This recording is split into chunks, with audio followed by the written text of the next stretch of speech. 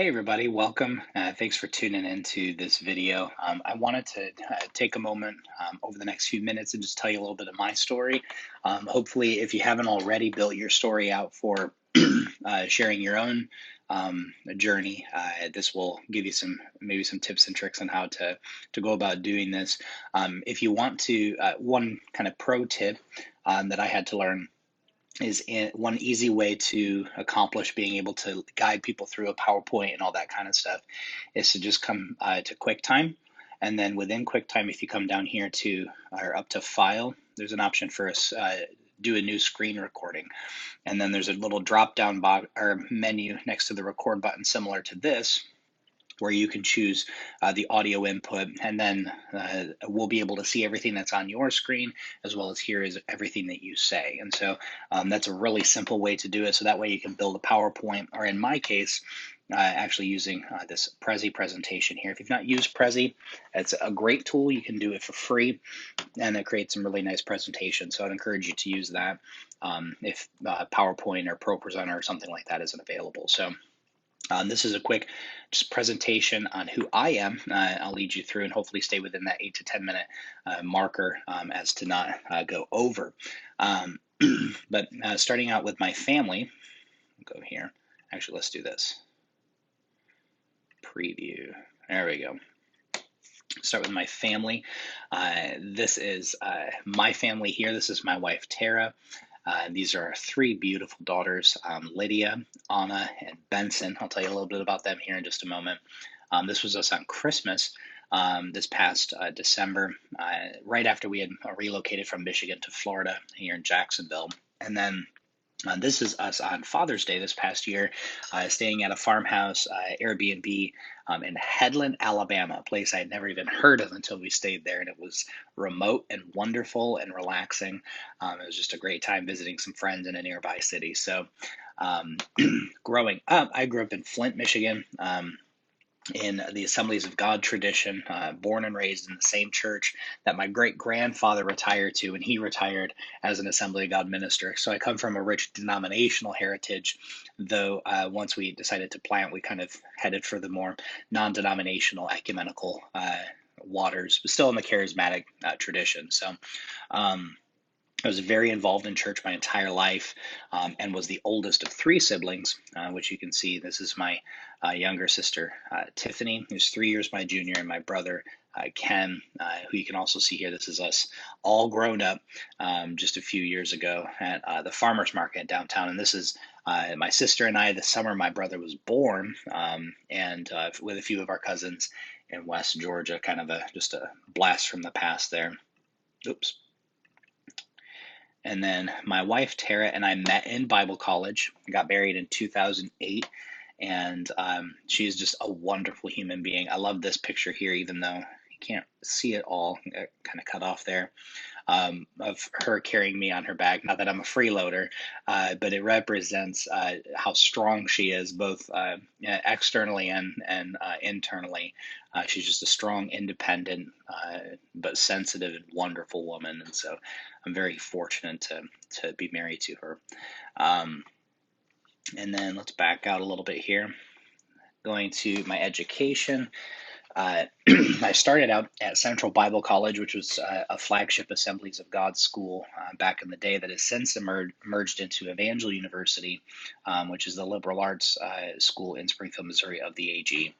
I started when I was at CBC with a major in preaching and evangelism, which is the degree my wife has.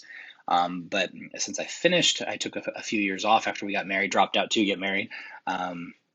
Took a few years off and then finished my BS in church ministries at Evangel, and then I went on immediately into cohort 37 of the MAGL, that was those 2 years of the MAGL for me were probably some of the most transformative of my life, both within the program itself, learning from folks like Susan, like Wilmer, and just being formed by my classmates and in the cohort, but also externally, I went through a long period of time of My parents kind of breaking off relationship from me.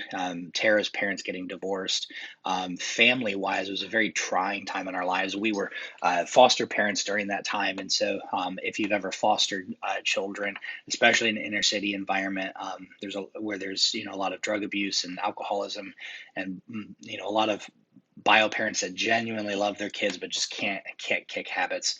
It's a very tough time. During that time, our second foster child was actually a product of being trafficked by her father for drug money at the age of 2, and so it was just a very up and down, highs and lows. We were church planting during that season, and so that season while I was in the MAGL was both wonderful and a time of deep suffering and formation in that suffering at the same time. I took an emphasis with international development and urban studies, which pretty much means I just soaked up everything Bryant Myers ever spoke into a YouTube recording or into a lecture. And so, along with some of the other professors that specialize in those areas, but just a wonderful, wonderful time of picking up knowledge and wisdom. And then immediately, well, not immediately, I took a couple months off, which I'll talk about in just a second. I began the DMIS last fall. I'm walking into my second year in cohort 33 there. And then ministry wise, we've been all over the United States, but I have only pastored in the United States. My wife and I have co-pastored our entire ministry, which has been wonderful to work in the ebb and flows of our unique giftings and seeing how they fit together. It's also been extremely challenging. It's challenging as a husband to watch your wife, as you women know, being a woman in ministry is very challenging, and having to work in an establishment which, at best, ignorantly doesn't always include the way they should, and at worst, just outright opposes. So watching that, but then also just the dynamic of co-leading with your spouse is very unique. If you do that, you can attest to this of how to play into each other's giftings when there's two heads to one organization. When we are church planters, how does that look? How does that shake out and everything?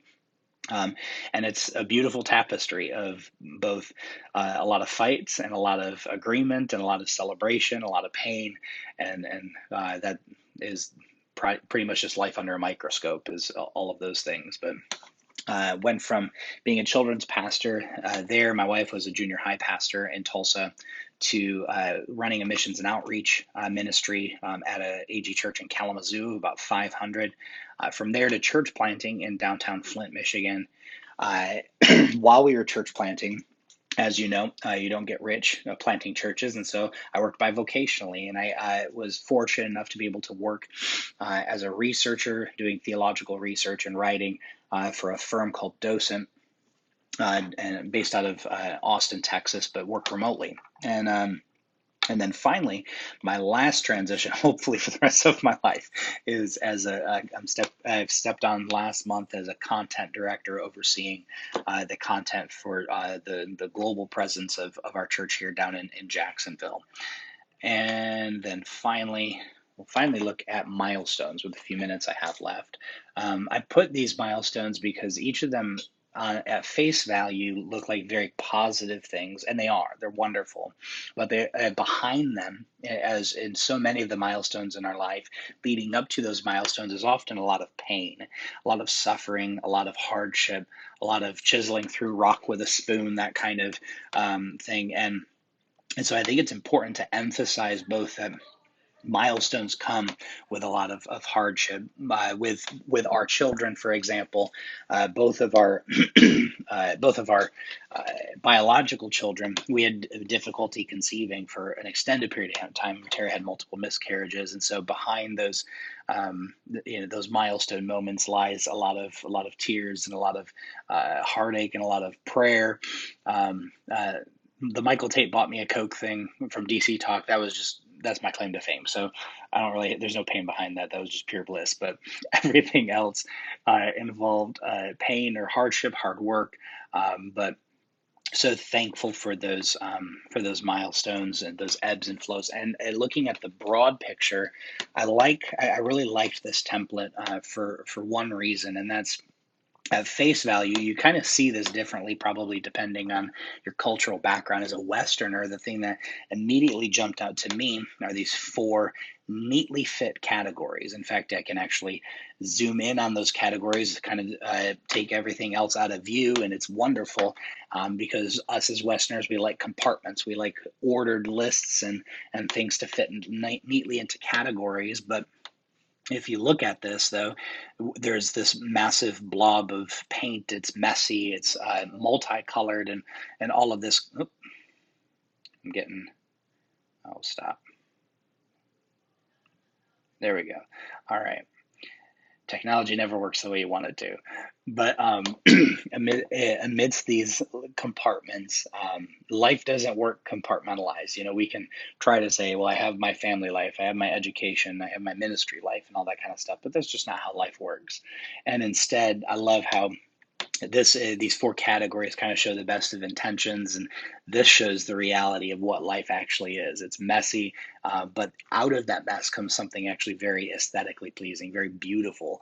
And so yeah, that's the end of it. Thank you so much for being a part of this and listening to this whole presentation.